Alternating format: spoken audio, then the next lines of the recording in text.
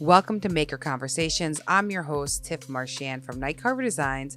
And today on the show, I have Andrew from Cold Brew Woodworking and Morgan from Captains Planks. And it's been long awaited since I've asked these two to be on the podcast. I almost said Captain. Morgan has moved twice and life has been crazy for them, but they're really in a great spot right now where they're making these cool transitions. So I hope you enjoy hearing like this conversation. It's very intimate. They're extremely open and it's very raw. So I love that they came on and just talked openly. We had to record twice because of that time period of us, not being together for almost a year of chatting. We had so much to say that the first recording I literally just threw away. It was just unsalvageable. So we recorded again. And you might have a couple missing areas where we just started doing the same thing again, but then I reeled us back in and I think it came out really good. I hope you enjoyed the conversation. I am going to start teaching power carving classes at different maker spaces. So I'll be in Vermont in October for an intro to power carving class. So if you're not making it to Maker Camp and you still really want to get into power carving, I'm going to be hosting a class there that's going to just kind of be giving you an overview of all the saber-tooth tools. I'm bringing everything that I have, and I'm going to be there to show you how to use it.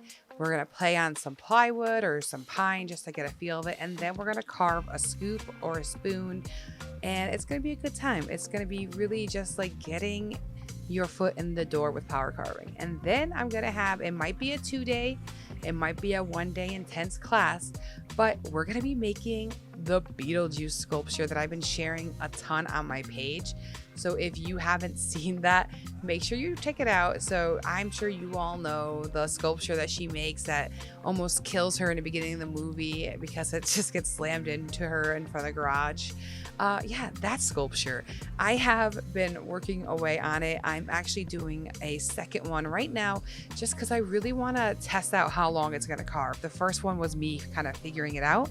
And now I'm doing a second carve to kind of just get that all ironed out. So check that out. If you're interested in those classes, then let me know. And a thank you to the sponsor of the show, Sabertooth. You guys know I love them and they are amazing. So stay tuned at the end if you want to hear all about the different things that we're going to be doing at Makers Camp. Okay, guys, enjoy the conversation. I'm going to keep my mouth shut because you know me really well. And you've interviewed me, and I'm here for all the questions, but yes. So I also would like you to ask Andrew questions that maybe you haven't asked him too, that you're curious about as we're talking, because that's probably going to happen as we start talking about things. You're going to be like, what? I didn't know this. Yeah. So we are going to straight up interview you because Morgan has been on as a guest, as a co-host many of times. So no, honestly, we're going to start from the beginning though. When did you like get into making? Because obviously you've been around wood for a long time. You've worked in a lumber shop. No, when did this all happen? Then break it down for us. All right. Well, I won't say no. I haven't been a complete dummy when it comes to building stuff. I've always been working with my hands. So this bed that we're sitting on right now, I built this in 2011. It's a platform bed. It's nothing special, but I pieced together a bed so that I didn't have to buy one. And then I didn't touch anything except for like help my stepfather out, whatever, in like the garage or doing something stupid. Until about 2018, where I was buying my house and I was like, shit, I don't have a dining table, I don't have chairs, I don't have a coffee table, I don't have an outdoor patio set. So I made a farmhouse. I did that Shugibon shit. You're saying dimensional lumber from Home Depot, and I made a farmhouse table. I think it was like 6 foot by like 40 inches or something, and 2 benches to match. And I made an outdoor patio set with same idea, same farmhouse style. I just knew that wood would, everything would kind of expand a little bit more outside. And I did it with pressure treated. So I built that, and then a couple coffee tables, and then I started messing around with live edge, and then I started messing around with epoxy. And I saw John from Mahanui Artisans, the original, saw his page, And I remember I was sitting in a bar in an Island 16 movie theater, and I was getting ready for a movie, and I came across his page, and I texted him. I said, "Man, your shit is amazing. Hopefully one day I'll be like you. You this big guy. He had like 3,000 followers. It was like he Yeah. was like the big dude in the community. I started. Well, that used to be a lot though at one time, Yeah. like because It still is. 10,000, Yeah. it still is. No, it still is. Thank you, And Morgan. I started Instagram September of 19. That's when that was. So, man, I saw his stuff, and I saw some other guys like Backyard Resin, Alex, a couple other makers that I still talk to this day. It's like one of my first 10 followers. I have some of those too. It's pretty crazy. It's so fun. Yeah, and they were all inspirations to me. So I started messing around with epoxy, and then John came out with the molds, and I bought one. I bought a second one ever, and then just kind of Well, that's really evolved. cool. I didn't realize that. It just evolved, and then me and him became really good friends. And then he was like, you know what? Every time I come out with a new generation, because it was like an iPhone, it was like every couple months he would come out with a new updated one. I was like his guinea pig, so he's just sending them to me.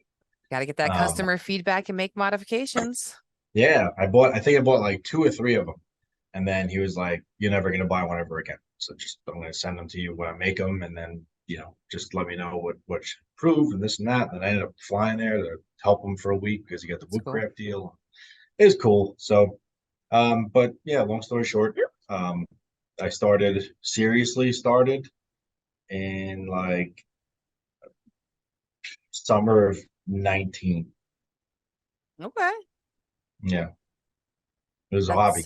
I was bored. I was a mechanic, well, a master diagnostic technician for Toyota, and I started that in 15. And then by 18, I was bored. I was pissed off. It was the most hostile environment you could ever imagine, a mechanic shop on Long Island. So Oh yeah, I could everyone see was that. throwing Okay. wrenches and screaming all day. So I was just like, man, I need to come home and do something. And turn into that. Oh, she's moving the box. So Morgan, yeah. I love it when you move my box. Yeah. Sorry, I could not resist that one. I'm like, yes, I just handed you that one. I was like, don't say it, don't say it, say it. Just say it. Always say it. Always say it. So when you got out of the mechanic shop, though, what did you go into? Yes. You went straight into, okay. Yeah, so I quit. What's happening here? I did. When the hell did I quit my job? February of 21. Okay. Yeah, February 21, I decided that I was going to move away from Long Island, and I was going to sell my house and go full time with woodworking because I knew I was going to make some money in my house. So I was under COVID forbearance, so I didn't have to pay my mortgage. So I just decided that I was going to ride the train until the end and then pay off what I owed from the profit that I make on the house and then move. So I was just woodworking in my basement until I moved from February till June, July, something like that. I made my way around to visit some makers. I flew to Texas. That was like the week after I quit my job. I flew straight to Texas, and then made my way to Pine Barrens because the pallet house situation. I drove saw down that. there. I was so happy that you were able to go there because I so badly wanted to. Like, I'm sitting here with 2 kids, and I'm like, I want to go see them. So it was so nice to see that you went there. I put a lot of people before myself. Sometimes it gets you hurt, sometimes it doesn't. But it was good to be there for a friend when they needed me. So it was a complete surprise too. So yeah, I kind of just took advantage of that. Built what I wanted. Had a couple customs. I had to build like a crazy L bar for a guy, like an auto body guy. So I luckily didn't have to finish it. He was spraying it in his auto body shop. But that was an outdoor ocean bar. I had some cool jobs. Yeah, so I dove straight in, and then I got here. I transformed this rentals 2-car garage into a full woodworking shop. I had to upgrade the panel and blah, blah, blah. You know, I kind of threw So out you some kind of money like there. learned a little bit of everything with that then. Oh my God. I paid an electrician, which now Okay. I'm looking at it like, oh my God, I've lost so much money doing that. Yeah, But but you have to but learn and you want to be safe. Like nobody wants to have their garage catch on fire, you know? yeah, Exactly. exactly. So yeah, I just dove right in, and it was a weird transition, but ultimately it led me to meet the people that I met. And so Oh, and that one right there. Oh, my Oh, precious. me. I had some really good friends on there, and you know, it's awesome. How So I was it got to running your own business like for your first time? Had you had any experience doing that before? Like, how did you handle all of shit it? out. That was the hardest and the best time of my life. So, Morgan, how was it for you running your own business, like starting all of that? I never asked people that, and I kind of, it's fun to ask. Well, it was incredible. It was incredible. So I was living in LA for a long time. And until my, marriage kind of went in the shitter and became abusive and shit. It was great. It was great. I was literally doing exactly what I wanted to, how I wanted to. I had the momentum. I was keeping up on my orders. I wasn't getting behind. The volume was coming in. It was a dream come true. Um, I got behind when things got bad, of course, No, I mean, yeah, expected. yeah. Yeah, and somebody, I had to come up with a game plan to leave that situation. So it was amazing running my business for the first 3 years. And then I decided to leave, and it was difficult to adjust to that in Oregon. The climate was completely different. And then I can't, then I moved here 6 months later. So it's just been like I feel like a constant adjustment where if you asked me how it was running my business a couple years ago, an absolute dream. I felt like I handled it really well. I did everything well. I had a process down.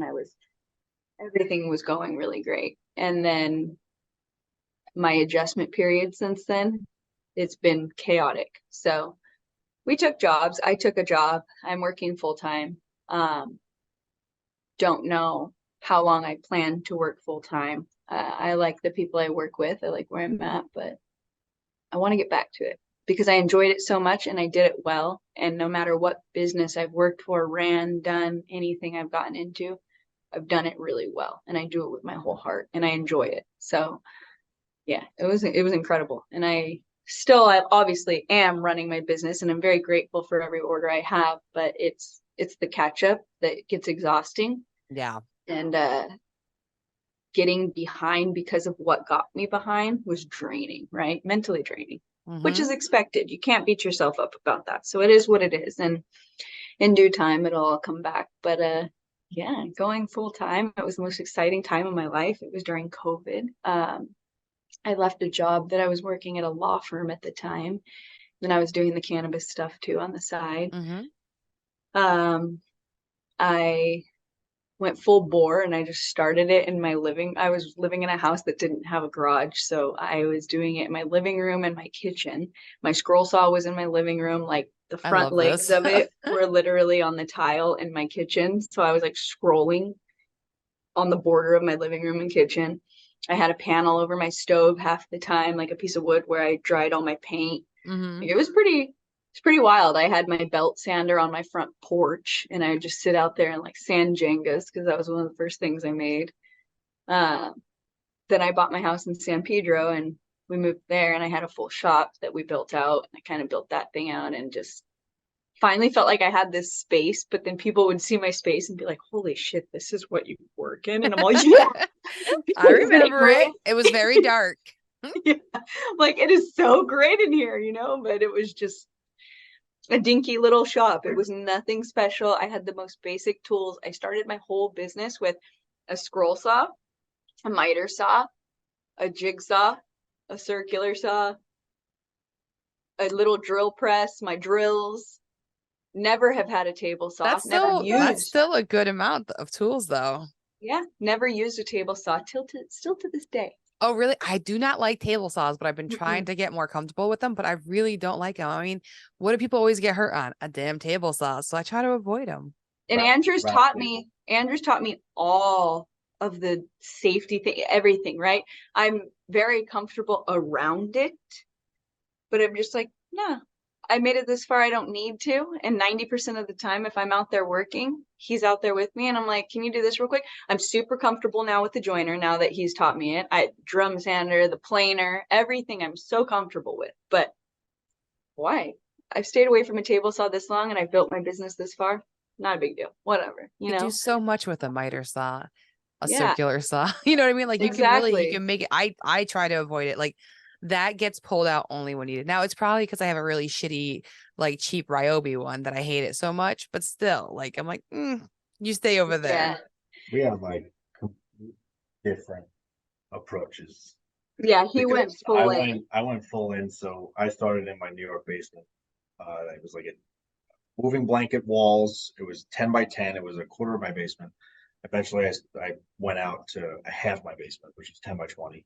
And when I Okay. moved here, I had a 22 by 22 detached 2-car garage, which was in Hendersonville. And now we moved again, and now it's a 19 by 19. It's all my stuff and her stuff. Is it detached as well? Or No, is it's okay, so it's attached, connected. which is great. I don't have to heat and AC 2 buildings. That those utilities were extremely expensive. Oh, So, I bet.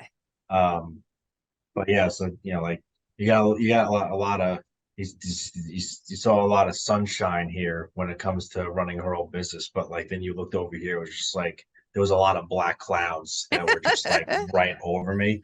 It was the absolute darkest time of my life. Absolute darkest. Being there by yourself and trying to like force yourself to do it. Mm-hmm. Some days where it was just like, I give up. I'm gonna go work at fucking Walmart. Yeah. It gets to the point where it's like, no, I'm not doing this. And I never really had a big problem with customers. Nothing like that. It's literally just it's myself. Mm-hmm. And I had to fight myself a lot during that time. And Did you ever find a groove? Like what do you yeah, think? Okay, you did. Okay. I found grooves. I mean, they came in spurts, but Yeah. it was really there was a lot of times where it was just like really really dark, and that garage in Hendersonville, I I spent a lot of time in there just staring at the floor, you know, and when I shut those doors for the last time in that reel that I made, um, that was actually I felt like I had weight off of me finally because I was just like, man, I suffered in here, but no one knows. No one really knows. Yeah, I mean, we always kind of hide it, right? We don't usually show it. I do. I put a post out here and there, discussing, Paul from 1116. He always did those, the Monday, the mental health Monday things. And, I posted Paul's on great. that, or I did my own spin-off, try to make sure that everyone knows they're not alone. And I had several makers come out and say, hey man, like, I'm not going to say who, but I had someone say that they were going to put a shotgun in their mouth at one point. And it's word out there.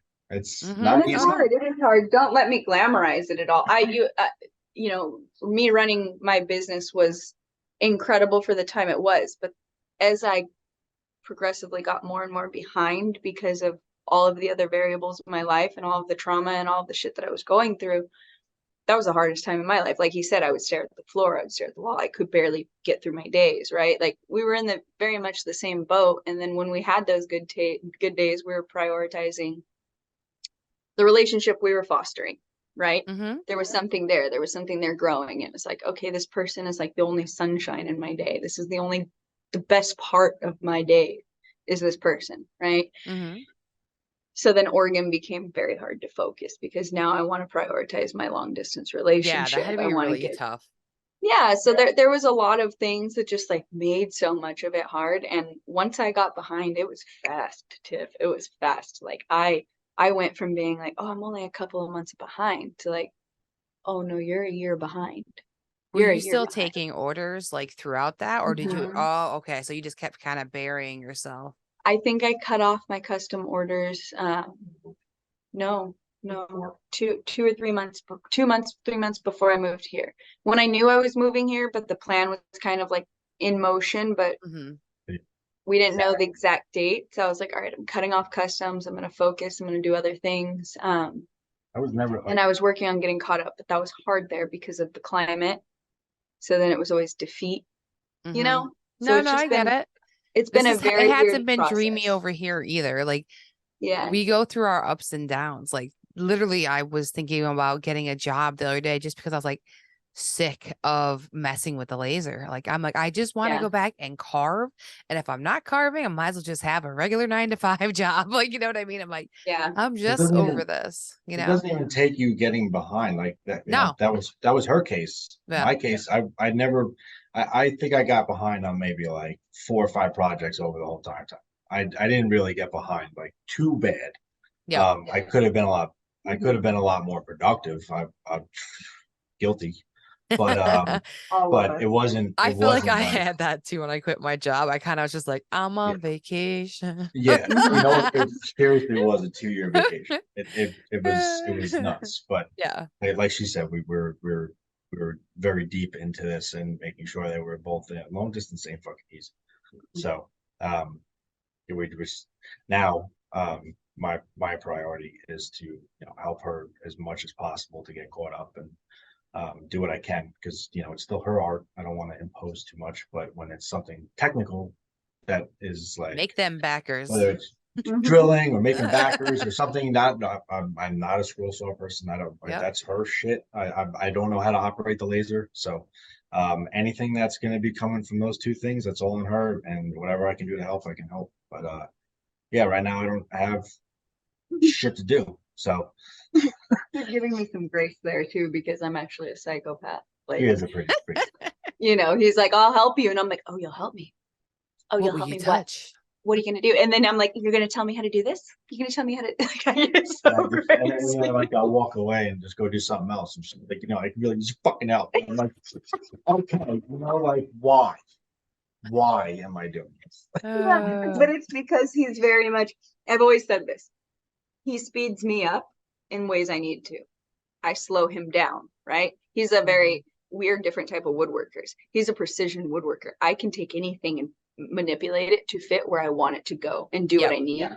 His numbers are precision, right? So he's like, well, this is how you do it. And these are the steps. And it's like, no, sometimes I need to stand over this piece of paper and stare at it for 30 minutes before I take an approach. And it's not because I'm hesitating, it's because I know that when I go and scroll that a certain way, I'm going to be like, ooh, I want to attack this differently, or these layers, or this whatever, or I have a better idea for this dimension, or whatever it may be that I want to do. My brain works as I go with scroll art, not laser stuff, nothing else that I'm doing. No, you're the right, because you got to backers, prepare for all that stuff, right. The backers, you come up with a game plan. He could do those all day, all of that. He can run circles around me when it comes to like cutting my backers or doing any of that stuff. But when it comes to, that's when I go like this, like fucking do it. Just do it already. Stop staring at the piece of paper. But with the staring at the piece of paper and planning the backer comes with the scroll. There's and a the lot of scroll thinking art that happens. Yeah. That's the focus is my scroll work, right? So it's just the finding that balance where like we both are our own entities that are coming together. We're not a couple that's like, oh, we're gonna woodwork together and I'm coming in and becoming cold brew or helping him with cold brew. It's like, no, cold brew woodworking and Captain's planks are sharing a shop and living together, and now we're going to try and help each other with each other's work. But I could sand, I could cut juice grooves, I could glue up boards all day, but I would never do that without his instruction first, because his finish game is strong and I want to know like yeah. Oh, I know, we talked about it, that's why. yeah, and so like those things, like that's, even though I know how to do it, I'm gonna ask you still because it's your art, and the same with that. So it's just, he does want to help me get caught up, and I'm a little bit of a crazy bitch, but Listen, bitch, relax. Give him the stuff that you can take care of, like you know that you don't care, like not that you don't care about, but you know that he's going to execute to what you want, and then Mm-hmm. save yourself all the goodies that you want to play with. This is the perfect time to be like, Yeah. well, I just take need her that. to stay on to get your ass on that scroll saw and fucking do it. And it's just, I know there's some planning and stuff, but like knock them out, get on that scroll saw and do it and have me do shit. And It's just, do it. it's very, and then, she's very controlling over her pieces. I get it. I am too. But that's where it comes in, the artistic part of me saying slow you down. Like the scroll saw work, you gotta slow down for it mentally sometimes. Mhm. I could sit there and scroll all day if I have a game plan and I'm fast, but you gotta slow down because there's a different approach. Whereas like he rips down boards and cuts down boards and then he plans a quick glue up and he glues it up and he's Right. like done. It's It's very a different approach. executional. Yeah, That's exactly. why I So dovetail. And then it's like, all right, then I sit there and I look at it for a little while because I'm about to. and how many Yeah. times have you redone it or taken, you take that step back and you're like, Yeah. Pretty good. all right, I'm going to redo this, or I'm going to do this differently, or this joint can be tighter. Well, it's funny. It's know? because it is very different. Like traditional woodworking Yeah. and like making art and signs. Like I know there's a lot of people who make signs, right? And they also do woodworking, but their signs, no offense to them, but they're very standard signs, very clean, very beautiful, but they're very standard. And then you have all of the scroll saw artists, laser artists, CNC people that are also artists, but they're using those items like to make it happen. And it's a different look, there's a lot going in there. And it's a lot. Like I can't work with my husband. Like we were literally doing this deck together, right? It's usually only one of us out there at one time, unless we need the other person to hold a board so the other one can nail it. Like it's literally like, just nail it here. Okay. All right, bye. Let me know when you need me next. Because otherwise, if we're out there together, we're fighting. We were trying to do the beams. And I told him like my idea. I'm like, we're just gonna make fake beams. And he's like, I don't fucking understand your plan. I'm like, oh my God, dude, I'm just gonna take this board, I'm gonna put this board on it, and like it's like it's just like, just go, just walk away. So like he went and mowed the lawn and I'm out there just enjoying myself, taking forever, but it got done really nice. And it was done and it was like so peaceful. But like the first time we tried doing it, we blew up. So I'm laughing because I couldn't share a shop with my husband. We tried it and it was miserable. So you guys will figure it out. Yeah, and we totally are, and it's great, and I wouldn't trade it for anything. It's been amazing. Like when we figured out the trick is not like listening to our speaker or Alexa, it's putting in our own headphones. Oh yes, you need your own just thing. Jamming and doing our own things. But he had a good point the other day. I have a problem. Like I don't work well with others. And all of my jobs, whether it's cannabis or whatever, I've kind of just been in my own groove and done my own thing and been very like hyper focused.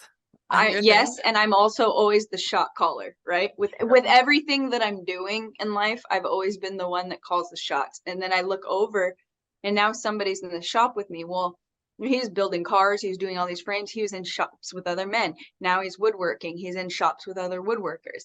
Me, I've always been in my own little area. She doesn't share with the other children. No. He'll get you to share, don't worry. And then I'm like, you guys are strong personalities. He's not gonna let down. Yeah, I'm like, sharing is caring. And then like it comes time to like share my things and I'm all, what do you mean? What do you mean that you need to come into my space? So it's learning, but it's not tense. It's more so that feeling of like, I'm like, stop looking at me. Yeah, you're right there. Stop, and then it's I'm like looking over and I'm like, shit, this is amazing. Like, he's giving you a dreamy look. Like, look at my girl over there. Yeah, and I'm a wow. Plan is finally, like it's crazy. I've been waiting for this moment, and finally it happens. I look over and I'm just like, oh, she's on the scroll, so she turns around like a fucking gremlin. What are you looking at? I'm like, all right, that was not what I was expecting. Okay, cool. I'm just gonna go back to stick my head in the fucking table saw now. Played out so dreamy in his head for months, and I'm like, I can't wait to be there. Like, it's gonna be so great. And then I'm like, oh, sorry, this is me in person. Like, what the fuck is that? Imagine it with the mask on too and shit. Yeah, she like rip it off. What are you looking at? I'm like, oh my God. And I got almost sweaty and shit. He's all, this is great. It's like the predator taking off its mask. Seriously. Seriously, it's crazy. Yeah. No. Aren't you a pleasure to work with, Morgan? Oh yeah, not in any scenario. Today, one of my coworkers was sitting in a chair and he looked sad, and I was all, "Are you doing okay?" And then he looked up at me and he was like, "What do you mean?" And I was all, "Are you doing okay? You don't look like you're doing okay, but I'll make you feel better. I'm not doing okay. Do you want to talk about it?" And he was all, no, I'm doing okay. Do you want to talk about it?" I was like, "Oh no, absolutely not. I just wanted to make sure you were okay." Happening. Like, great. Like I just had to sneeze. Yeah, he's just sitting there. I looked down and he's like drawing like a stool like that he's gonna make. He's just drawing a plan, and I'm all, "Are you okay? I'm not okay. Let's talk." No? Okay.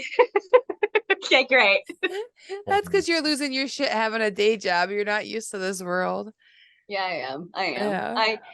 I love a lot of it, but I just don't, like I said, it's the and I hate to say the word because it sounds kind of douchey, but like the whole like shot caller thing, like I've always called the shots in everything I'm doing. And anytime I'm in a position where like if my advice is asked for and it's not taken, I'm like, stop talking. Yeah. Stop asking me questions. Let me work with my headphones. Don't ask me a question.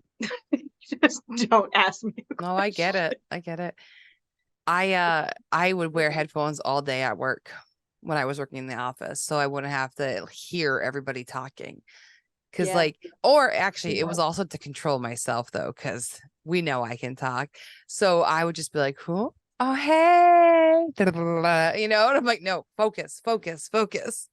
And I've that's had why, to learn that too. Yeah. yeah, like that's why I was telling you about those podcasts, like, the side hustle podcast, Mm-hmm. because like that would keep me focused. Cause then I was thinking of like, there's more to this in life. Like I can get out of Mhm. here. Like for years, I just kept like listening to those things, like learning and absorbing while crunching data at work. Like, Oh yeah. I think needed over it. the last week I've had like 47 new business plans every lunch break. I'm like, "Okay, Andrew, Hmm? here's the new one." He's like, "Geez, See, that's Morgan, in just..." my husband all the time. I have a new plan. I have a new idea. Where I lived, where I moved here, not this house, the other house. It was like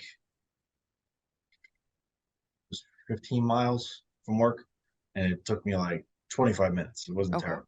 And Yeah, then I it's not moved bad. here, and it's still 15 miles, but it takes fucking 50 minutes.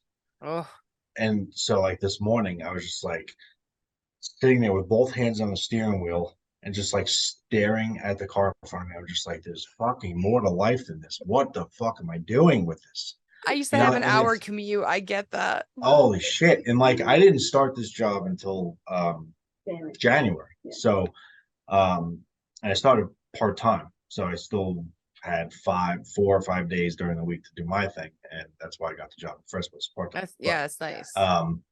So I had from July of 21 to January of this year, just in my shop. So I didn't have to leave the house.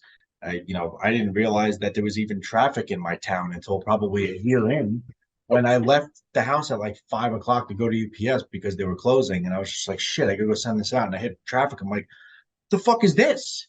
Like I had no idea this existed. And that's, again, not having to leave your house is amazing. But when you're the only person there, I constantly had music blasting, whether it was on my speaker or my headphones or whatever, because I was trying to like silence the voices in my head where it was just like, get a job. And I was just like, you kind of go crazy a little bit. So No, I agree. I have 2 children home with me every day too, on at top least of you have it. someone to talk to. I mean, sure, sure. But it's more like, stop fighting with your brother. It's like I Stop had doing that. neighbors. Yes, you can I'd have a see my snack. neighbors. I'd see my neighbors outside. I would like walk out and just like witness human beings out. I was just You like, know what wow, other what people kept are me sane was hanging out on Clubhouse, because during I remember COVID, yes, Clubhouse. during COVID, everybody was on there. There were so many woodworkers Yeah. on there and makers. I It have was no idea what that incredible. is. Okay, I well, we got to remember tell you about it. Clubhouse. Andrew, it literally saved me from like complete and utter just depression probably during COVID because I had friends to talk to every day. So I was it's still an, working. yeah, Yeah. okay. Yeah, well, I was I still think that's when working, me and you but got the closest too, was yeah, like Clubhouse, because we talked like this long regularly. form, yeah. We were always on Clubhouse too. Mm-hmm. I have no idea what that is. So it's an app and it's like chat rooms, we'll say. And we had a maker group and it was literally just called like In the Shop, I think was the original one. Was it on dial-up? No, not dial-up Was it chat AOL? rooms. I used to Instead yell of at my mom. typing, we all talked. So you couldn't do video. It was only audio, right? So you could mute yourself or unmute yourself, really. That's about all the functionality it was. But we would Okay. just have group conversations and hang out. Like it's not what it was intended to have, like sanctioned meetings where people host them and they have people come up and have questions and do panels. But we treated it as just like a maker hang, and people were on there all the time to the point where we all started making our own little clubs on there. So that way, if you want to talk about a different topic that others didn't want to talk about, like say they really want to get in to talking about table saws, so they would make a table saw talk group for that day. And then other people were like just bullshitting. Like you'd literally just call the room like, we're just bullshitting in here. So Yeah. that way people knew. And we would literally just work, like say, I think Morgan was sanding a lot when she was on there. Like, Yeah, I would sand and then we would yeah, just be talking, and it was like I'd have my headphones in, I'd be on mute the whole time. yep. And then I'd just hear you or one of the guys or somebody be like, oh, what about this? Would this work like scroll sawing or whatever? And be like, Morgan, you still there? And then I'd like, oh, unmute and be like, yeah, sorry, I'm just sanding. And I'd be on there and then I'd like mute, and like it would just be like a in the shop room that we'd all be in. And there'd be Yeah. like, you know, sometimes 5 of us, sometimes like 30 of us. Yeah. We've I'd never get anything done. no, see, that's what some people had a hard time with that. I got the most done when I had that because like I would just not mute myself, except for if I was like carving. Obviously, I wouldn't go in the room if I was doing something where I couldn't actually talk. But I usually go on there when I was editing. So like if I was designing stuff and doing that, like I could hang out and I could just do that and not have to worry about like getting drifted. My brain works better if I hear something else or if I'm talking. So like I have to have like the two things at once, which I know is hard for most people, but I need to be distracted so that I won't get distracted. Because then I'll pick up my phone. You know what I mean? Like, yeah. The phone. I mean, I have to do that too. That's why podcasts are good. yes, Dude, podcasts are perfect. My brain's working and I don't need more stimulus. I can't do podcasts really either. Yeah, I have to listen to just music. I have a playlist that I put on and I just do it. I put my headphones in, like, But when you're I'm also working with your hands all day. Like it's so Yeah. different. Yeah, Yeah. I don't like You even can't be like, this FaceTimes with episode's her. over. Let me find another one. Hold on, guys. Yeah. FaceTimes with her, you know, we mute each other. We do our own little clubhouse and Nice. work. Yeah.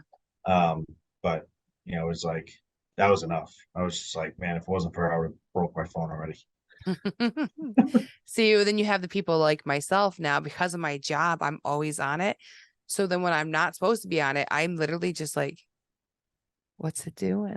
Should I touch it? Should I pick it up again? It's been 30 seconds. I need that dopamine hit again. Like it's bad. I've lost it. I've completely lost that feeling. I used to have that feeling. Same thing. I've completely just, you know, yeah, I told her when she moved here, I was like, you know, we should have a day where we just take the phones and put, you know, shut them off and put them in a drawer and just walk away from them all day. It hasn't happened yet, but it's, I would love that. but you know, granted, I'll go hours at a time without looking at it, and I'll go back and check messages, and you know, especially if like family text me, whatever. But you know, I've distanced myself a lot further from it, especially now that she's here. There's no reason for me to be on it all the time. So I'm just like, wow, this is great. I'm in the habit though, like you, Tiff. Like I'm in that habit where I can leave it around my house for hours and I don't even look at it. But once I'm in the shop regularly working, or I have a podcast going or something, like in between, like if I need to stretch my back while scrolling, I pick it up. Or if in between sanding or while my laser's running and I'm just watching it real quick, right? I'm picking it up. And same thing. Like, it's like, I don't even know that it's like, it's dopamine for sure. That same thing, like that dopamine hit, but I'm not even going through like my own stuff half the time or like editing something for myself. I end up on my For You page and I'm just reading memes and I'm like, Yeah. and I'm sending them to Andrew right there, like, Yeah, no, my phone's bugging every 5 seconds. I'm like, do not disturb. yeah. Like, leave me alone. I'm in the same room. Well, that's cool that you have a healthy relationship with your phone and that you're not like us because it is tough. It is I tough. want to take a fucking hammer to that thing and just See, you sound like my husband. See, now the hate nice it. thing about Instagram, though, again, like if Clubhouse wasn't there, also what kept me from feeling that lonely, I'm so alone feeling was all the people that I was bullshitting with all day on Clubhouse. Yep. Like Yeah. sending Morgan messages all day and shit. That's fun, like that would be like, oh, I talked to Morgan today. Okay, let me go bother this person now, like, and it's just like Yep. these little stupid conversations that I have throughout the day, just like make my day fly by. And it's like nice because you could like do a bunch of work, take 5 seconds. Boop, boop. Okay, back to work. Oh, they wrote back. Let me see what they said. Like it's like I think it's a habit too because of that Clubhouse period. It's more of a habit. before we keep talking in stories, hold on. Yeah. Hold on. All right. Okay, so now we're working in the shop together. We're learning. We're getting all of that. What is like the future going to look like? What do you guys think? I know we touched on it a little bit. Like how are we going to make this work? Well, we're just gonna make it happen. I have so many plans for like new things I want to start. I have to get caught up first. Mhm. So that's You said gonna no more happen. commissions, right? No more commissions. No, I want to focus on customs. I want to make things that are like from the heart. If I go full time again, I will take on commissions if these other ideas and plans don't pan out. But we're gonna make it happen. I mean, there's no all of the silly shit that we talked about, like spatial issues or like, whatever, breathing over each other's shoulders. Like that's so They're that's little dumb. baby steps. You're just getting used to each other. And it's nothing that truly bothers me. I say it with like more for comedic value, right? Like Oh, I get it. I don't care. It doesn't bother me. I think that we just need to find our grooves again because we've both been out of it for so long, right? Yeah. So I haven't had a functioning shop that I've felt like I was at home in for almost a year. I've been bouncing around and now I'm here and it's like, this is good. And I lived with family in Oregon.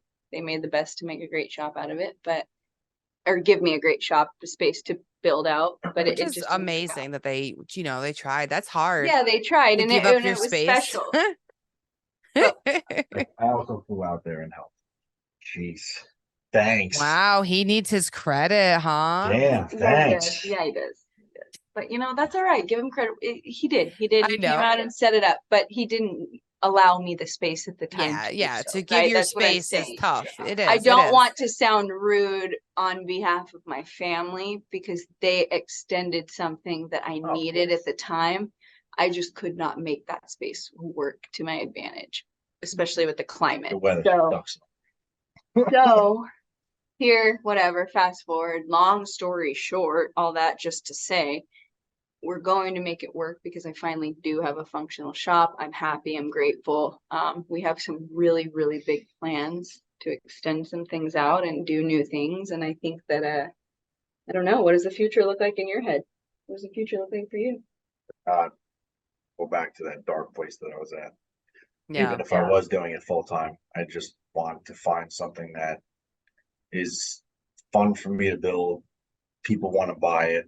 I'm learning. Well, I've learned my lesson with making humongous tables, just because I want to make them. And now, I made a 10-foot Purdue table, but it's 2 years later, I'm still sitting on it. But I always wanted to build that, and just to say I did it. So it's fun to do that experimental project that may not be the wisest thing to do for your business, but at the same time, it's like your heart really, really wants you to make that. I didn't have the space to ever make a table that big in my basement in New York. So when I moved here, I had, a driveway that was 150 foot long and my big 2-car garage And I had nothing but space, and I also had a dining room big enough to put that 10-foot table. So Yeah, that's a big table. I Now that was I'm like, thinking you about know it, what? like 10 feet I'm is just pretty gonna make it. long. So I bought the slab and I drove down here with it. But yeah, it's a big table. But the dining room did not necessarily fit it. well, It just really sat did. in there. Um, Whole dining room. It fit, okay? It fit, Morgan. Yeah, so big tables are not going to be done unless they're commissioned. I'm never going to get away from my butcher blocks. I think that's always something that I want to make. So I will make those. Maybe not necessarily monsters. Maybe I'll make normal size ones that people want to buy. But I take a lot of pride in those angry cutting boards. You just took my armrest away. Sorry. But as far as the future, I think that we want to go into something together and want to do something that we could build once and use. I'm not giving too much away, but I want to be able to build a couple versions of something. And so you kind of want to go into like a prototype stage for something, perhaps. Yes. Technically, yes. Yeah. So that's where I'll leave We it. can keep it vague. Yeah. I'm all about protecting stuff that's yours. So I get it. we don't want to give away. So but we're looking to be smarter about this with having to do less physical building and more other things. Being in the shop is great. Being in the shop all the time is not necessarily fucking smart. So balance is good. No, I agree. It's tough. Mine is definitely more computer work right now than it is shop time. But right now it's starting to drift to more shop time just because of that big product that I wanted to do it's not really the smartest thing for my business, but I'm doing it anyways right now, which is carve a giant, Bride of Chucky doll, I could have went out. You have to do that sometimes. You have to. I know. Yeah, sometimes I could have just done a relief carving, but no, I'm like, let's go 1 foot bigger and 3-dimensional. Listen, when you work for yourself, I always found that that's important too. You always have to have a pleasure project happening when you're doing it, because if you don't, you'll just fall into this routine of being miserable by doing what you love doing, which makes no sense whatsoever. But I'd always have one project, or maybe even two. Like obviously I made a lot of things to sell, but I also had things like I started a guitar that is going to take me fucking forever. Yeah. But I started it. First time. Yeah. So yeah, I'm just we're looking to do a couple of other things, that branch off of the woodworking thing, but may not necessarily always mean woodworking, which. So that's cool though. So you guys have been doing like a lot of thinking, a lot of like just kind of like prepping, because I feel like this is like the perfect part of your life right now, is that you're in, I know, like this weird holding phase where you're working a day job, which you don't really want to be doing that full time, maybe part time, but full time. I get it. Like that's really hard to be like, but you have this perfect time where you're getting the bills paid and you can start thinking of bigger ideas and like what you focus on, what you really want to focus on. So I think this is a great time of your life, just from as an outside perspective, because you're refocusing right now. Like you're in a whole rebuilding phase. Rebranding, restructuring, refocusing. I keep on thinking about that word every time you say it, or the rebranding word. And I don't know if I'm truly rebranding, because I'm still going to continue to make things that I make, but because I enjoy doing them and people do buy them as long as they are pretty unique or useful, or but I wouldn't call it rebranding. I think it's more of like a business restructure. I don't know if that's different, but a restructure, like my website absolutely sucks, and I'm actually really angry about it. But I'm constantly getting emails about how there's people trying to hack into it. It's oh nuts. really? What do you post it on? WordPress. Okay. Which is horrible, apparently. So I'm on Spotify. I've never experienced that. Okay. Spotify. Wow, Shopify. Yeah. I was like, wait a minute, what? Shopify. It all sounds the same. So she's on GoDaddy. Okay. So I think you can go from WordPress to GoDaddy. GoDaddy and offers, you can already migrate your WordPress in your That's domain. cool. So I got to figure out how to do that. Once I do, I'm going to do that new website, offering things that I'm not necessarily, well, I'm not going to offer things that I'm offering now. I want to kind of keep the less products you have to, it's a double-edged sword. If you have more products, you have more of a chance to sell things. But if you make less things, you don't have to worry about making a wider variety of things. I don't want to have to make 5 different things, completely different things. Yeah. If I get orders, I want to be able to like, all right, these are the same things, they're different sizes. Mhm. So I want to be able to kind of Well, it makes work sense more efficient. production-wise. You can pre-cut things and have it ready to Exactly. go. So once they order it, you can just assemble it. You know what I mean? Exactly. Right. Yeah. So that's more, it's more of a restructure for me, is not a rebrand. Work smarter, not harder. Structuring everything. We want to figure out a way to do it for ourselves, but in a different manner so that we can focus on the passion projects and the things we love and create revenue and kind of restructure and work on ourselves and work on all of this and just adjusting to life and starting a family and more dogs. No dogs. I just want dogs Once always. it's done, I could have probably, Eh, you could tell me that I was gonna have 5 businesses, a baby, and 10 dogs right now, and I feel like I'd think that it would make me happier than anything, and then I'd be fucking losing my mind. So Yeah. don't I listen to have Morgan. one She- dog. That's plenty.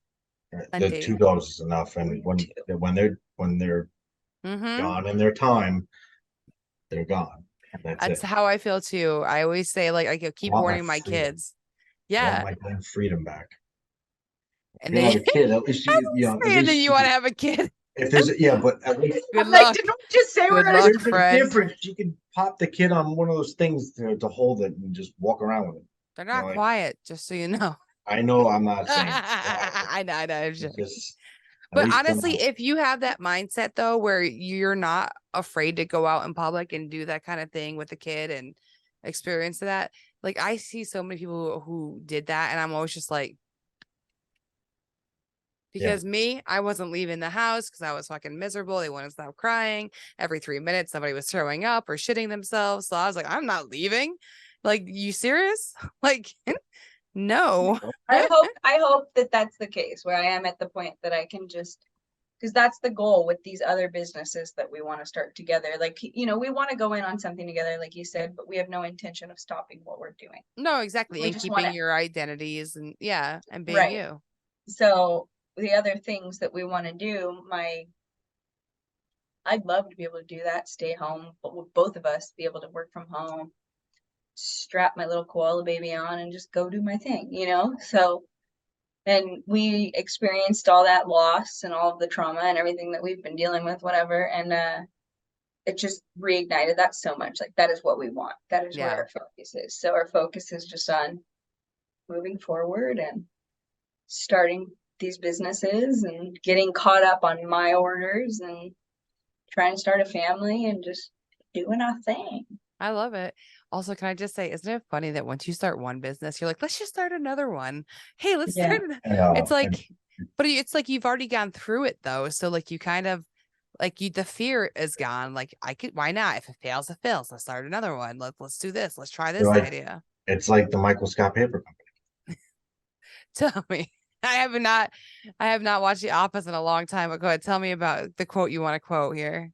Oh well, when he's in the office, when they finally are trying to buy Michael Scott Paper Company out, and he's like, "I'll just come up with another one," and then they interrupt him and was like, "Michael," he's like, there's another one." He's No, just like, but- "I'll just make paper company after paper company after. I'll Yeah. just keep on doing it." Yeah, because you learn a little from every single business though, or everything that you try and maybe doesn't work, or any new product that you launch that may have failed. Some work, some don't. Like it's kind of cool. Mhm. So I don't know. want something that's more hands off, something that I can just. So you liked my idea about what I'm doing, where I'm kind of like relinquishing Yes. the power of making Right. my Yes. product myself and Yes. and trusting somebody to do it for me Yes. because I know they're going to do better than me. Like, that's how I feel about it. Like, they're going to execute that better than I would. So let them do that and let me focus on what I can focus on.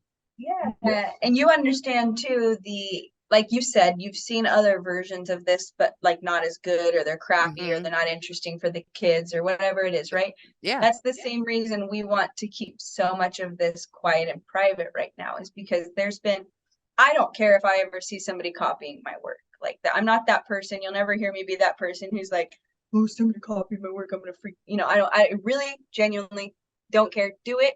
We're not the same artist. You're not going to do it the same. It's always different. Right. It's always different. But my issue with speaking these things into existence before I've brought them to fruition now is that so many times I've seen people, especially people I consider friends, who I've spoke to privately and, FaceTime, whatever, and just given these ideas that I want to advance on, but I'm behind, or I can't get to that just yet. Right. So then I watch somebody else rush into one of my business plans that I shared with them privately, and they rush into it and they do it poorly, and they do it where it's not up to par in my mind. And everybody does things different, but I'm like, damn, I really had this idea and I shared this idea, and now I'm watching you try to execute it, and you're not doing it to a standard that I would do it to, and it frustrates me. And so the same with what you're doing, you're holding such a high regard to the outcome of your product and how you want it to look and the quality, and you're willing to outsource that so the quality is consistent. Yes. And then you're not being super vocal with it because you want to protect that right now, because you don't want to see somebody turn around and do it not to the same quality you would do it. If I start seeing these float around and they look like shit, like, it's gonna piss me off. And like, that's why I'm going very through disappointing. the trademarking thing of like, at least like getting the logo and the name and all that done, because like, it's a catchy name, I think, and someone could easily take that. So like, when I came up with it, I was like, oh, that's perfect. Oh, the logo kind of just came to me. I'm like, let's tie this with this, and like, it all has like meaning to it. So like, if I saw somebody just rip that off because I wasn't too cheap to pay that $1,000 to trademark it, like, it's $500 each trademark. It's expensive, but it's worth it, Tiff. It's so worth it. You're protecting your intellectual property. I'm pulling my credit card out tomorrow and doing it officially. Today's where I saw the price. I was like, worth it. It's worth every penny that you're spending, and that's the one single thing I've learned in this community is don't share something you want someone to take a cheap shot at.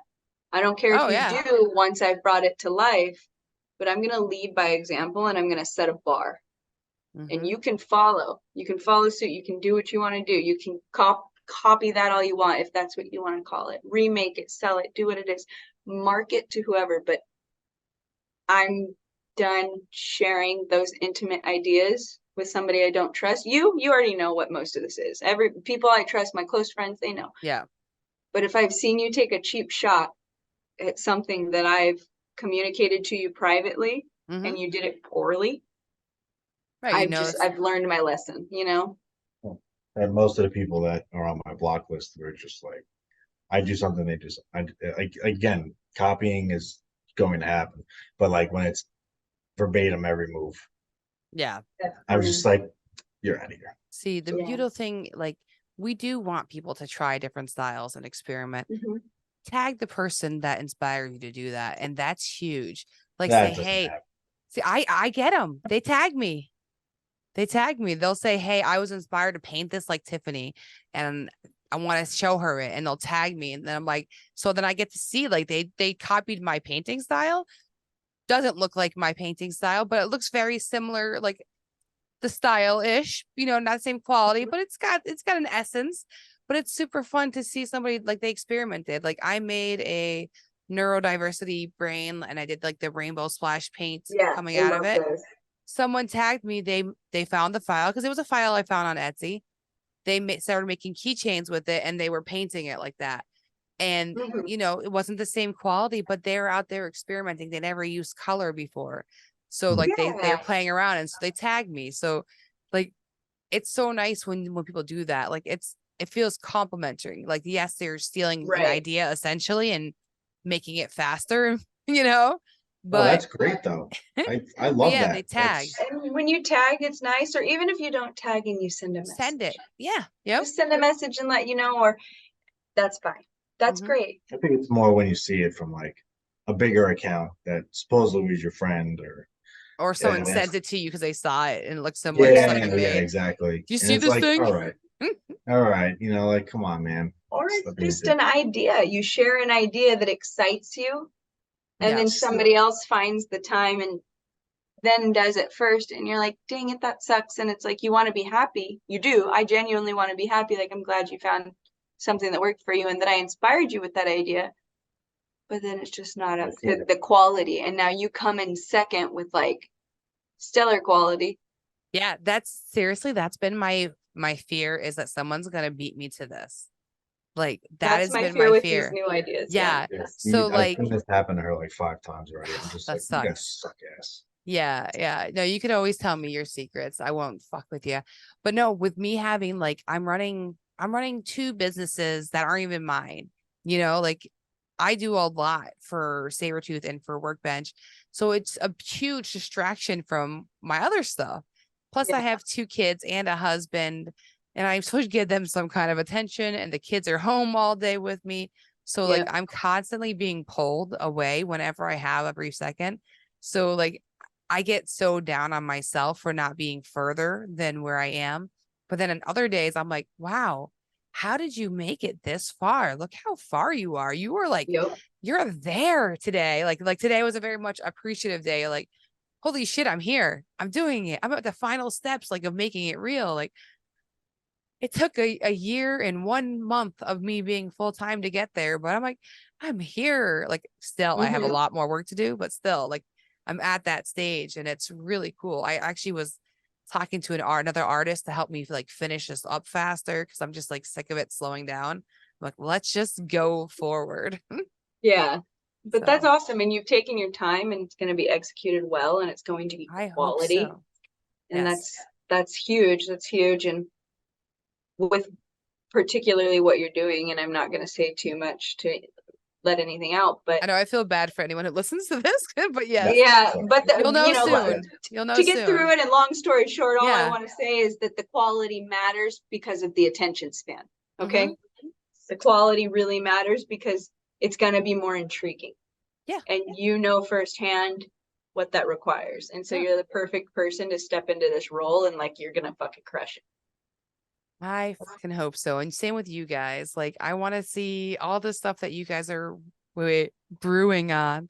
And I can't wait to see how it all comes out, honestly, because like, I know that's probably all you can think about, and you can't get to it right now because you're at a day job and it's making your mind spin out of control because it's where you want to be. But you'll get there. And like, I can already see in you guys. You guys are ready. So I'm excited for you.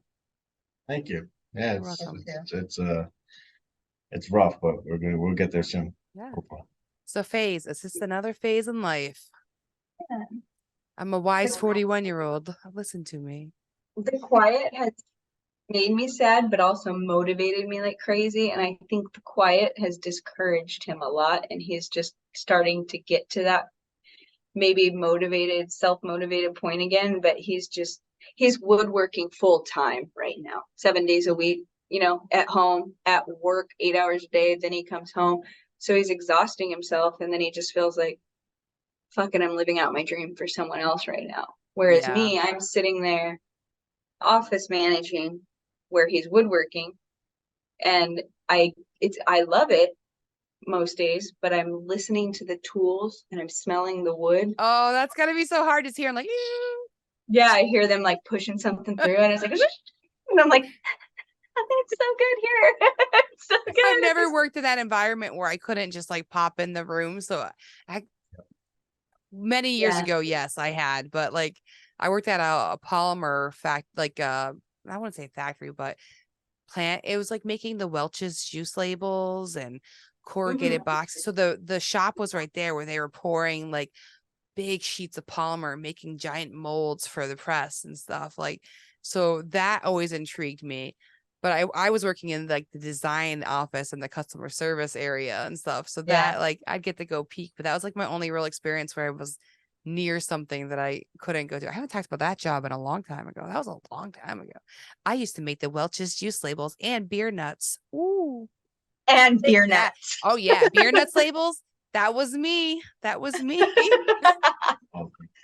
Yeah, it's different. It's a balance because it's a great environment to be in, you know. It Yeah. really Oh is. yeah. But it's too not much it's not PetSmart. Not against anybody at PetSmart. I don't want to go work somewhere like that, right? I don't want to Yep. work retail or do something like that. So my position's cool, but to see these gorgeous pieces come to life and then they're like, you know, I want to sit there and appreciate it or watch it being made, but then they're like, Morgan, chase down the money for that, you know, or go, you know, Yep. and I'll get It's back all on my set. computer. Go fill that PO. Yeah, let me just get back in that mail pile. Yes. Great. So Oh man. it's different. It's an adjustment, but I think the discouragement, I mean, correct me if I'm wrong, is coming from you just working so hard elsewhere and then just feeling like, Yeah, that and just Instagram in general. It's not the going same. nowhere right now. It's It's summer. not the same. Let's just wait until the fall comes back in the winter and people are bored and they're on their phone again. I hope so, but you know, like I'm very, I guess you can say I'm jealous of the people that have 2,000 followers and 500 orders, and I have 60. Actually, I haven't moved at all. 65,000 followers, and so it's Watch the them the and see what views they're doing. the but he's views been aren't quiet there. too. He's been very quiet. Yeah, but I've came back, and you know the views aren't there. The engagement's not there. The stories are way down right now, and you know, like I'm trying to do things on there. Yeah, but you know, a week ago was 1,000, and 500 yesterday. It's like, all right, what the hell's going on here? That's a That's lot a for lot. a lot of people though, too. It is. That's Yeah. what you got to remember too. Like Yeah. when you said earlier, like only 3,000 people, and I'm like, that's a freaking lot. It's just, you know, it's just No, I understand. Like when you're used to seeing a certain number and it's cut, it hurts. yeah. Yeah. It's like doing the get it. same amount of work for a less pay. It's Yeah. like, all right, why? Yeah, why am I bothering with this? I don't know. I think that it just ebbs and flows. And you had a lot of orders when you were starting out. So as you were climbing and growing, you were a lower account, an account with a lower amount of following, but you were Higher getting a engagement. lot of orders, right? Your engagement was high. Same Yep. with me. And then I hit a plateau. We all do. And I said this on one of your podcasts before. We ebb and flow. This is Instagram. Next week there'll be a new fad. There'll be a new fad. Somebody else will hit. Someone else will hit. It comes and goes. That's just Instagram. That's what it is. It's not. It feels like. And when you have, you know, some people, I know plenty of people who have significant followings who would love 1,000 story views. You know, I mean, right now I'm relatively low. I mean, speaking to what, like comparatively to my past engagement, but it is what it is. And I just think in my head for every week you're quiet, it's going to take you a month to get that flow back. Right. Yeah. Yep. Like, no. Just realistically, the only thing that I'm thankful for when it comes to like the amount of followers that I do have, and you know, God knows how many freaking bots it is, but is working with brands, and brands love seeing the numbers, and everyone's, you know, it's all insights, and fortunate for me, I have a lot of brands that I work with that are great people, great companies, great products, and they take me seriously, and I get to showcase their products and increase my profit margin. And you know, that's besides her, that's the number one takeaway from all of this is you know, I've had a good amount of opportunities to deal with to work with companies that I actually trust. You know, you can go on there, you can get free stuff all day and say this company's the best, and then you know you get off the stories and you throw it out. And it's like, but you know, Yeah. I don't have that kind of situation, which is great. So I'm very Same. thankful for where I am. But I'd really like to see those numbers go up, and especially the orders. If I drop 30,000 followers tomorrow and I get 10 orders, I'd take that all day. Mhm. I think a But lot there's of some I know awesome- we got to end this soon because it's getting super late, but like I feel like I dropped the ball too on just trying to get orders. Like I just post the project that I just did, it's done. Okay, next. And then I feel weird even about selling like past products. I feel so weird posting them again. Like, hey, they're Me still too. available. They're still Mhm. available. Like I need I to do it. I need to start just saying available and to just keep hammering it, but I don't because I'm like, what are my friends gonna think? You know, like it's just like I just stupid things in your head. Mhm. dumb, and it's like we can't do that to ourselves because this is as much as it's a community and friends, it's still a business, Exactly. and No, and that and happens. you gotta separate those two parts of your brain and just go, Mhm. okay, well, fuck what my friends think. I need money to feed my family. That's where I'm at right now. I'm like, stop worrying about making content for the community and we'll make it so people are buying. Because right Exactly. now, my following is woodworkers. I have so many woodworkers, and some of them buy, and I really appreciate it. But mostly, it's just like, cool. Now, what shank was that? And what tool are you using for that? Like, that's what I'm getting. Not like, oh, do you have any available? It's Mhm. technical questions, and I'm like, Me oh, too. I Yeah. want customers. Mine's all technical questions and like life questions, like I've almost- what happened to your life in San Pedro or shit like that. And I'm like, Yes. People just Ew. wanting to know No. the Yeah, yeah, I don't even know who you are. I don't know your first name. Why are you asking that? man, I've almost gotten to the point where I've just literally just took everyone I followed off and just went down to zero and just had my account literally there for business. But I have be gentle with that. I You'll have get blacklisted for a while. Just a few, unfollow a yeah. few here and there. Don't go Yeah, crazy. Oh, no, isn't it like we do. isn't it Yeah, like yeah. 100 a day or something, or you get like blacklisted or Yeah, I it's did it once something. to myself, not knowing that happened. And I was like, oh no, I'm gonna cleanse today. And like, That's probably why we're low, because recently Yeah. we've been, I mean, I did Oh, too, you've been a few hundred. cleansing. Like Yep. 400.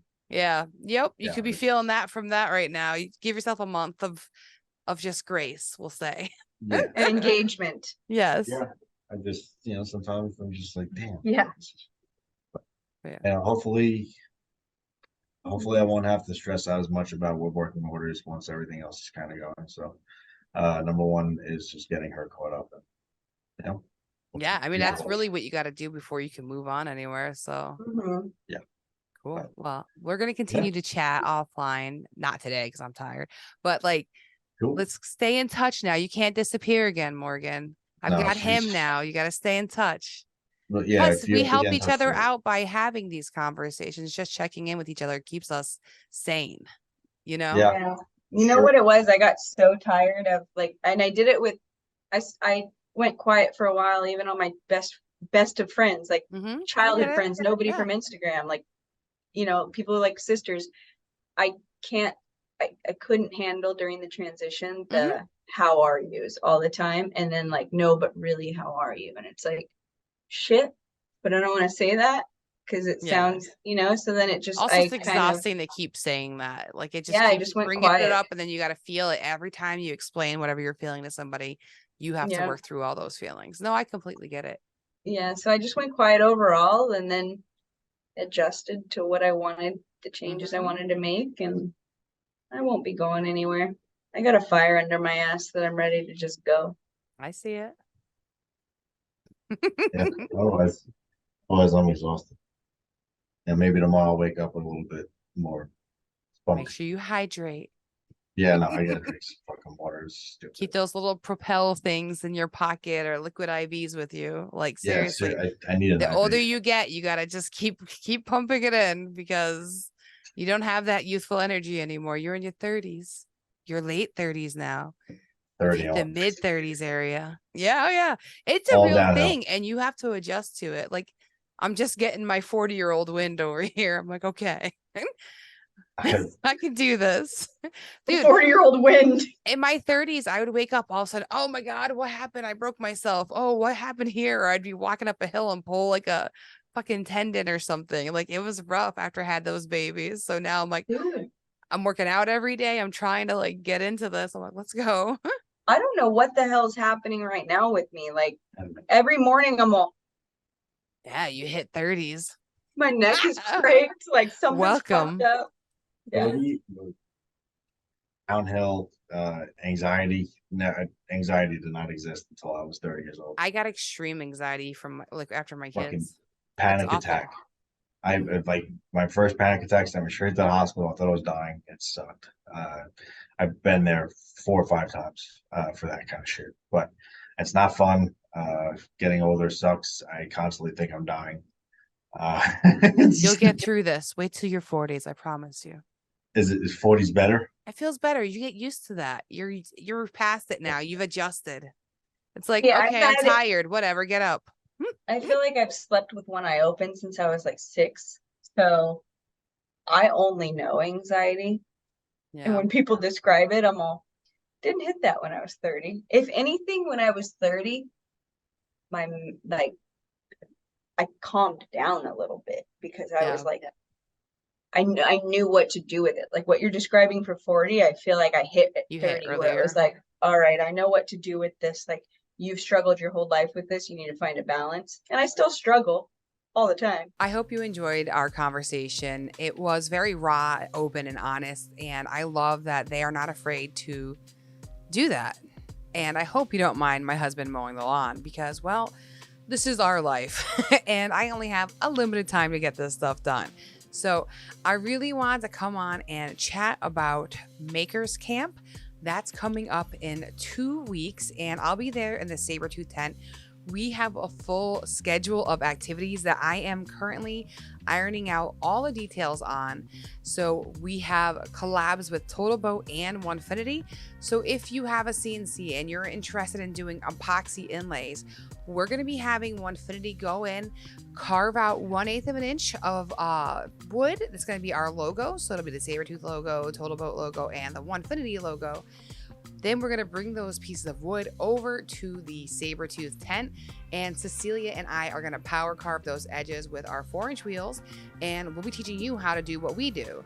So that way, if you want to go up and try that out, you can. So make sure you look for that session. And then we're going to have 2 sessions of us doing coasters. So we're going to be having these 1/8 inch thick pieces of wood for you to go ahead and carve whatever pattern that you might want. And then you're going to head on over to Total Boat's tent, and there you're going to cast that coaster in some epoxy. So the cool thing about this is there's a couple examples on the Crafts with Dre account. So Dre, if you guys don't know her, is a super talented epoxy artist, and she does a whole bunch of other things too, hence Crafts with Dre. So go check her out, and she's going to be in that tent. Lindsay from Woodbrain is going to be over there, and they're going to be doing these coasters with you, and they're also going to be doing an epoxy inlay demo. So once we're done power carving that, those are all going to head over there and get those inlays in there. So if those things are a very spark of interest in you, I can't talk anymore, then you should go over to those booths and check them out. It's going to be a great time. We really wanted to have some, or even I'll be honest, I really wanted to interact with other brands more because I sincerely believe the more we collaborate, the better it is for everybody. And it's going to help people have a reason to go up to that Total Booth tent and say hello. So if you're interested in epoxy, this gives you something to go play with. So I hope you guys enjoy these new ideas that are coming out. We're also going to have spoons. We're going to have scoops. We're going to have some beautiful wood from Miller's Rustic Sawmill there too. So come say hi to us at the Sabertooth tent. And thank you to the ISO Tunes folks. I just got an email today. We're going to be having headphones for you guys to try. Don't worry, there'll be Lysol wipes this time to wash them for the next wearer. But we're going to have 20 sets of those for you guys to come up, wear those while you're carving so that way you can be extra safe. I do recommend though you bring your face mask and any kind of eyewear you like to wear, if there's goggles or whatever kind of glasses. We will have stuff too if you forget it or don't want to bring your own. So anyways, I'm going to stop talking. I hope you have a great day. Thank you for listening, and love you all. Bye-bye.